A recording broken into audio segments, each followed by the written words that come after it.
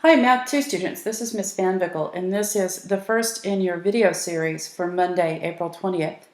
And if you'll notice, we have a warm-up, and the warm-up is all about using the rules of exponents. So I want to go over those real quickly. When we raise a power to a power, we want to multiply the exponents. When we are multiplying, we add the exponents. And when we divide, we subtract the exponents. Here's a special case, 2 to the negative third power. We want to make sure to get rid of the negative by putting the 2 to the third power in the denominator. So this becomes 1 over 2 to the third power. So what I'd like you to do is, I'm going to do these problems with you, but I'd like you to pause the video for just a moment, and I'd like you to try and do these first 8 problems on your own to see if you can sort them out. And then restart the video, check and see if you do what I did. So let's start with problem number 1. We're raising a power to a power. We have y to the third to the second power. So when we raise a power to a power, we multiply, and this would be y to the sixth power. In problem number 2, we're multiplying our bases. So we add our exponents and get x to the 7th power. In problem number 3, again, we're multiplying our bases. So we would add our exponents, and this would become 5 to the square root of 2 plus the square root of 3 power. And we would just have to leave the exponent in that form because we can't add those square roots. They aren't like terms.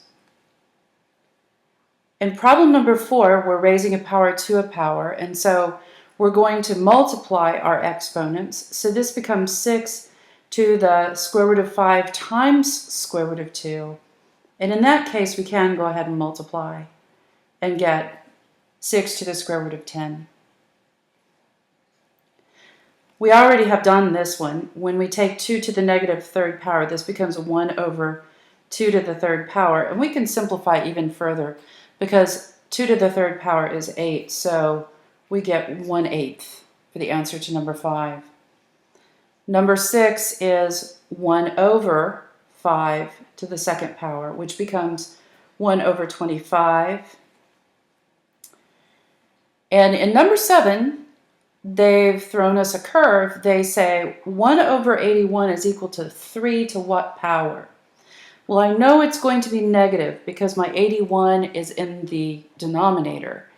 And I know that 3 times 3 is 9. 3 squared is 9. 3 to the third power is 27, and 3 to the fourth is 81. So this becomes 3 to the negative fourth power. So in essence, in problem number 7, what I was doing was the reverse of what I did up here in problem number 5. Then in problem number 8, it's asking us to recognize that when we take the square root of a number, that's like raising that number to the 1/2 power. And again, when we raise a power to a power, we multiply. So this becomes y to the 3/2 power. And that's our answer to number 8. So reviewing these should set you up nicely to go on and solve exponential equations like we are doing in this lesson.